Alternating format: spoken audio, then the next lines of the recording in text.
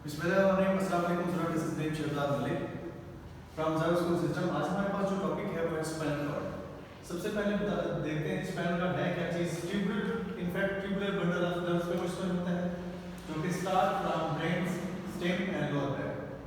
अब होता ही है जो स्पाइनल कॉर्ड है ब्रेन और स्पाइनल कॉर्ड जो है कवर होते हैं मीनिंग्स के अंदर। आउटर जो रीजन होता है वो वाइट मैटर प्रोपोर्शनल होता है और जो इसका सेंट्रल रीजन है वो बटरफ्लाई शेप होता है। वाइट मैटर होता है सेंटर में और ग्रे मैटर होता है। अब ग्रे मैटर जो है वो प्रोपोर्शनल होता है न्यूरॉन्स है और न्यूरॉन्स है बॉडीज के ऊपर।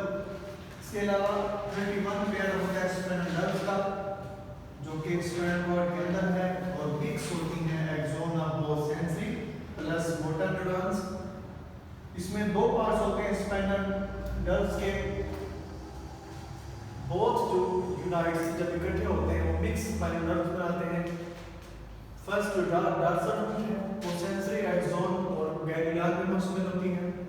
जो वेंट्रल रूट है वो एक्सोन और मोटर न्यूरॉन में मुश्तमिल होती है। ये स्पाइनल कॉर्ड है बटरफ्लाई शेप जिसमें ये रेड जो आपको नजर आ रही है ये रिसेप्टर की तरफ जा रही है सेंसरी न्यूरॉन।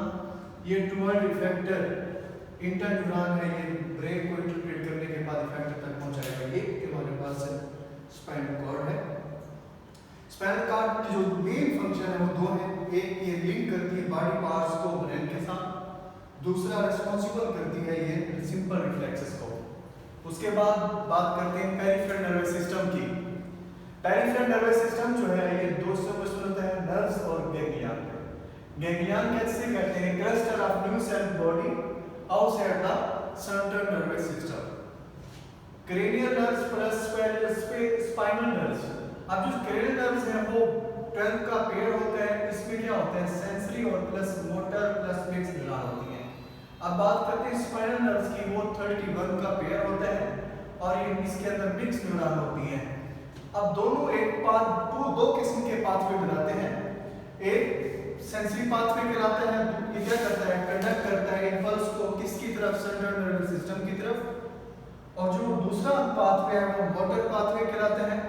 इसके मजीद दो पार्ट होते हैं, एक है सोमैटिक नर्वस सिस्टम, दूसरा ऑटोनोमस। अब सोमैटिक ये sensory pathway somatic nervous system बनाता है। इसमें क्या होता है कॉन्शियस प्लस वॉलंटरी एक्शंस होते हैं। और इसके अलावा जो मोटर पाथवे है ये क्या करता है ये इनवॉलंटरी एक्शंस को जैसे कि हार्ट है स्टमक है ब्रीथिंग है इनवॉलंटरी एक्शन को कंट्रोल करता है। अब जो मजीद मोटर पाथवे है मतलब कि मोटर न्यूरॉन्स हैं मजीद इसके दो पार्ट्स में हैं। ये है सिंपैथेटिक और पैरासिम्पैथेटिक। सिंपैथेटिक नर्वस सिस्टम के अंदर मेरे बच्चे वो सारी चीजें आती हैं जिसमें इनवॉलंटरी एक्शन होता है। मसलन कि ये जो है इमरजेंसी सिचुएशन के लिए हमें रेडी रखता है। अगर इमरजेंसी सिचुएशन बहुत हो जाती है तो डाइजेशन का जो प्रोसेस है वो रुक जाता है, हार्ट बीट तेज हो जाती है, ब्रीथिंग तेज हो जाती है। अब जब इमरजेंसी सिचुएशन खत्म हो जाती है तो पैरासिम्पैथेटिक नर्वस सिस्टम ये कंट्रोल करता है उस इमरजेंसी सिचुएशन को नॉर्मल करने में। नॉर्मल किस तरह करेगा स्टमक को दोबारा उसको इंक्रीज करेगा उसका प्रोसेस को, हार्ट बीट को नॉर्मल पॉइंट पे ले आएगा और इसके अलावा जो है ब्रीथिंग को भी नॉर्मल पॉइंट पे ले आएगा। उम्मीद आपको ये लेक्चर समझ आ गया होगा। इसमें कोई इशू ज़्यादा स्कूल के ऑफिशियल नंबर पर आप